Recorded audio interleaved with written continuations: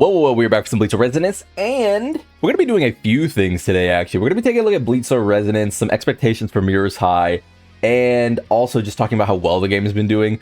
Also, I might switch into a little bit of Dokkan Battle at the end, but I'll make sure to separate these two things so that, you know, they don't, like, cross. So if you're not here for Dokkan Battle, it's not really going to be a problem, but if you're interested, if you play Dokkan Battle, I mean, I'm sure some of the people that followed me for Dokkan Battle, considering I had like 1,000 people following me, subscribed to me from Dokkan Battle before I really got into Bleach Soul Resonance, so I'm sure that'll be a thing. One thing that I do want to mention is that we got 100 free Jade up here from, apparently they hotfixed something where Gran Rey Seto was activating twice, so the regular one here, not the Seto Oscura, so hey, I guess that's a thing. I'm sure that affected some placements at some point, but if I'm honest, I don't really remember this happening. So I'm going to just take this as 100 free Jade for logging on, essentially, which is pretty big. I like that. Next, we go to Bleach Soul Resonance, generated for the month of June on all streaming platforms, approximately 5 billion views. Now, Bleach Soul Resonance has had a little bit of an interesting lifespan, if I'm honest, because I feel as though, despite the game doing so well, we still have this weird sort of like... Let me pull something up. So, despite the game managing to make, like, its purse back, like, pretty regularly able to succeed, we still have this weird clinging on effect with Bleach Soul Resonance, where people want to be really negative about the game, and they just sort of pick and choose how they want to be negative. So if you say, for example, that, you know, Bleach Soul Resonance is, you know, making back a bunch of money, it's considered a success by the people who are making the game, the publisher, not the developers consider it a success, the success is also seen by the publisher, which is a different entity entirely. We kind of get to this bidding war where it's like, okay, well, you know, Bleach Soul Resonance might be doing good, you know, by publisher standards, and by the way, with like no promo, because the game essentially doesn't have a marketing budget because of its publisher, Raw, I'd imagine. It's like, okay, well, it's not doing as well as, like, you know, like it doesn't have like the content, right? Like event wise, content wise, it's not excelling and iterating upon itself as well as other games are, so it's like it should still die because they're just doing repeat content. Bro, what has JJK Phantom Parade been doing for like 2 years now? Like, real talk.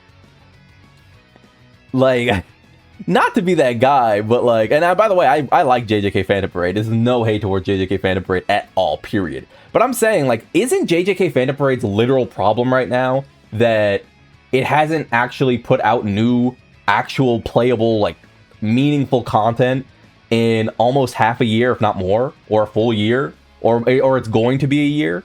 Like, what are we talking about? What are we talking about when it's like, I think people aren't realizing that this Bleach Soul Resonance game, this game, like, right around here, this one right here, this is a 6-month-old game. Like, I get it. A lot of the current big IP gacha games are older at this point. So we could see Dokkan Battle, for example. Dokkan Battle is an 11-year-old game. Wow, Chaos Zero Nightmare doing better than Dokkan for a month. That's pretty cool. You know, we could see like Dragon Ball Legends, which is a PvP game, though, fair enough. Like, I really want to focus on like Dokkan, because it's kind of the one that's like big for me. I made so many videos being like, Dokkan can't continue doing content this way. It shouldn't probably. It should actually like try to expand upon its content. It should introduce new forms of content. I formulated like ideas of what kind of content they could make, and instead we got Million Arena. Million Arena? You want new content? At some point, I do get the you know, rabidness, I guess, like of people, but if you think that a 6-month-old game really needs to be iterating upon itself so desperately, I think you don't understand the landscape. I'm not gonna lie, because I played a lot of these games, and the first 6 months of almost all of these games that are like really top hitters. I mean, where is Uma Musume? I saw it a moment ago. Uma. I played the first like 6 months of this game, I think. Maybe first 3 to 4, maybe 5 months, 6 months. This game was on a sped up schedule. It was on a catch up schedule because of it being out in China, I think, for like 7 years or something like that. There's some huge amount of time Uma's been around. I feel like we all know the horse girls have been around forever. And Uma, while I'm not a waifu person, is a very fun game. The reason I couldn't really keep up with Uma anymore is because dailies literally took like an hour. Like, if you wanted to complete your dailies and get runs done and build the horses for future events and really not skimp out, this shit took like an hour plus a day. Whereas like people are complaining about Bleach Soul Resonance taking like 10 minutes and then you just like wait to the next character or event. I'm just like, you gotta understand, man, this is not, you're not being reasonable. I really feel like you're not being reasonable. Is it wrong to want more out of your games? No, I don't think so, especially in the wake of Sony, you know, essentially saying, hey, we're killing off physical media. I get wanting more out of your games, but for a 6-month-old game, Chaos Zero Nightmare is another game I played a ton of. I played the first 6 months of Chaos Zero Nightmare, I'm pretty sure. And you couldn't really say that this game was like changing its content cycle so much like in that first 6 months. It's just, I mean, the game that Dokkan Battle was, where you would do, I wasn't there for the beginning of Dokkan Battle, but it is a PvE game. The game that Dokkan Battle was, where you would do apparently Super Battle Road and Dokkan, the Awakening Metal grinding stages, the Dokkan Challenge stages, those were considered the hard content for like years of the game's lifespan, I believe. Right? Was it Red Zone meta like year 5 or something like that? It was some really long time in. I remember playing Dokkan Battle the day it came out, I think, to global. And I was like, oh man, cool. Dragon Ball Dokkan, like a Dragon Ball game. Like, I love Dragon Ball. It's my favorite. No, I hopped off that shit. I was like, this is lame. This is a lame game. And I only came back around like year 8, right? So it's like, I don't know. I get the idea. I get the idea that, you know, you're enjoying something, so you're like in a rush for it to change a ton. But what did I always say? I always said I do not expect any huge event changes until year 1. That is when I expect huge changes to my gacha games, because you don't get this. Like at the budget that they're operating at the, you know, marketing they're operating at, the sort of like confines that they're operating with Shueisha, you don't get this and a million new events all the time. That's just not how it works. It's just not how it works. I'm not saying that like you can't be bored, but at some point you gotta just go do something else. You gotta take a break, right? Because that's not really the game's fault. It just is what it is. It's not really the game's fault. It's not really the developer's fault. Clearly what they're doing is working. Like I said, clearly it's working. 5 billion views across all streaming platforms. China and global, Douyin, Facebook, TikTok, YouTube, Instagram, Twitter, Weibo. Like, it's working for them. And they don't really need to change that. And I'm gonna be honest, they shouldn't want to change that just yet. Now, as far as future plans go, I do think that as we sort of move out of this environment, we have 15 days left on this banner. So we are officially closing in on essentially 2 weeks away from TYBW stuff, which is going to be massive for just the Bleach IP in general. Also, where, as of me recording this video right now, we're 2 days away from Mirror's High reveal. We have no idea what this thing is going to be. A lot of people are making it out that this is going to be like the fix to all Bleach games. We need to wait. You need to temper your expectations, because not only is that going to be a Japanese IP, and Japanese IP games love fucking you, We don't know what it is. We have literally no idea what it is. We have no idea when it's releasing. We have no idea. We are literally just getting a reveal of this game, of this mystery game. And with it being called Mirrors High, it's not really like the type of name branding that I'm like, oh, that's immediate. That's like, you know, Bleach Clash, Bleach Soul Clash, Bleach. But we don't know what this could be. For all we know, Mirrors High could drop and it's like a dating game with Bleach characters because it's called Mirrors High. We don't know.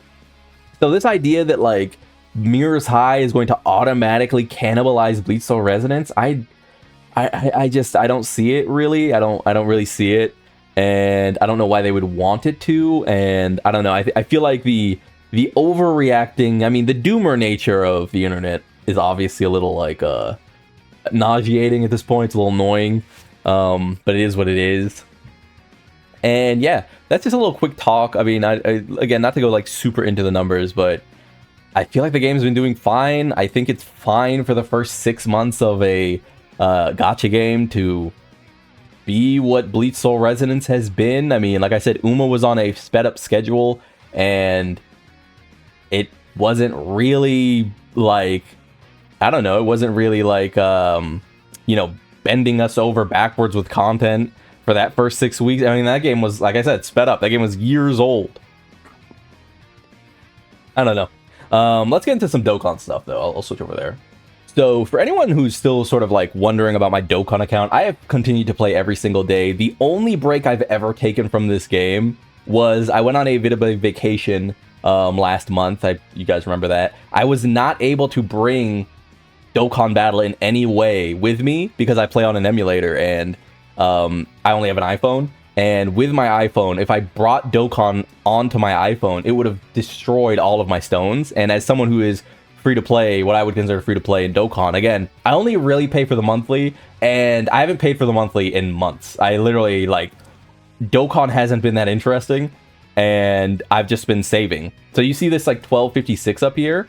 I've just been saving. Like, that's all I do. I have gotten really lucky. So what I've started doing in Dokkan is I should go to characters list.